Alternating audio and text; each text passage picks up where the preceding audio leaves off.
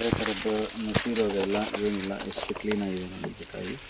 So ಏನಕ್ಕಪ್ಪ ಅಂದರೆ ಇದಕ್ಕೆ ಒಂದು ನಾವು ಕಾಪರ್ ಮೊಳೆ ಹೊಡೆದಿರ್ತಕ್ಕಂಥದ್ದು ನೋಡಿ ಇಲ್ಲಿದೆ. ಇದು ಸುಮಾರು ಒಂದು 8 ವರ್ಷ ಆಗಿರ್ಬೋದು, ಕಾಣಿಸ್ತಾ ಇದೆ ಅಂದ್ಕೊಂಡಿದ್ದೀನಿ. ನೋಡಿ ಇಲ್ಲಿದೆ ಒಂದು ಕಾಪರ್ ಮೊಳೆ. ಸೊ ಇದು ನೋಡ್ಬೋದು ನೀವು, ಕಾಯಿ ಎಷ್ಟು ನೀಟಾಗಿದೆ. ಅದೇ ಥರದ್ದು ಒಂದು ನುಸಿ ರೋಗ ಅಂತಕ್ಕಂಥದ್ದಿಲ್ಲ. ಗಿಡ ನೋಡಿ ಯಾವ ಥರ ಇದೆ. ಈ ಥರ ಕಾಪರ್ ಮೊಳೆಗಳು ಬೇಕಂದರೆ ನಿಮಗೆ ನಮ್ಮ ಹತ್ರ ಸಿಗುತ್ತೆ. ಈ ಗಿಡದಲ್ಲಿ ಯಾವುದೇ ಥರದ್ದು ನುಸಿ ರೋಗ ಅಂತಕ್ಕಂಥದ್ದು ಕಾಣಿಸ್ಕೊಂಡಿಲ್ಲ. ಸೊ ಇದೆ ನೋಡಿ ಕಾಪರ್ ಮೊಳೆ.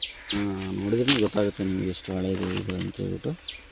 ಸೊ ನೋಡಿ, ಈ ಥರ ಕಾಪರ್ ಮೊಳೆ ಬೇಕು ಅಂದರೆ ಬೇರೆ ರೈತರಿಗೆ, ಅಂದರೆ ನುಸಿ ರೋಗ ಇರ್ತಕ್ಕಂಥ ರೈತರುಗಳಿಗೆ ನೀವು ಈ ಥರ ಕಾಪರ್ ಮೊಳೆ ಯೂಸ್ ಮಾಡಿರಿ.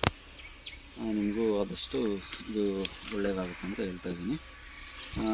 ನಿಮ್ಗೆ ಬೇಕಂದರೆ ನಾವೇ ಪೋಸ್ಟ್ ಮುಖಾಂತರ ನಾವು ಕಳಿಸ್ಕೊಡ್ತೀವಿ.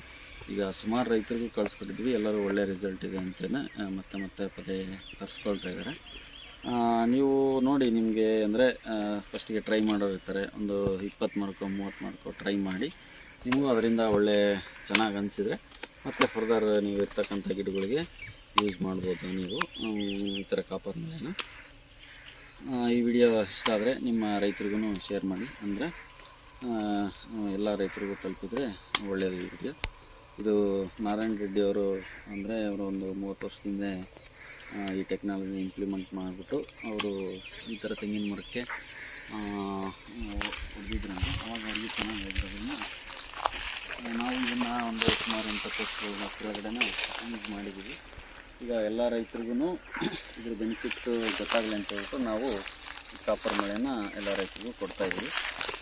ಸೊ ಇಷ್ಟ ಆದರೆ ಅವ್ರಿಗೆ ಏನಾದರೂ ಇದ್ರ ಮೇಲೆ ನಂಬಿಕೆ ಇತ್ತು ಅಥವಾ ಇದನ್ನು ಯೂಸ್ ಮಾಡಬೇಕಂತಂದರೆ ನಮ್ಮನ್ನು ಕಾಂಟ್ಯಾಕ್ಟ್ ಮಾಡ್ಬೋದು. ಕಾಂಟ್ಯಾಕ್ಟ್ ನಂಬರ್ನ ನಿಮಗೆ ಡಿಸ್ಕ್ರಿಪ್ಷನಲ್ಲಿ ಹಾಕಿರ್ತೀನಿ ಮತ್ತು ತಮ್ಮನೇಲೆಲ್ಲ ಹಾಕಿರ್ತೀನಿ. ಈ ವಿಡಿಯೋ ಇಷ್ಟ ಆದರೆ ನೀವೊಂದು ಲೈಕ್ ಮಾಡ್ಬೋದು, ಶೇರ್ ಕೂಡ ಮಾಡ್ಬೋದು.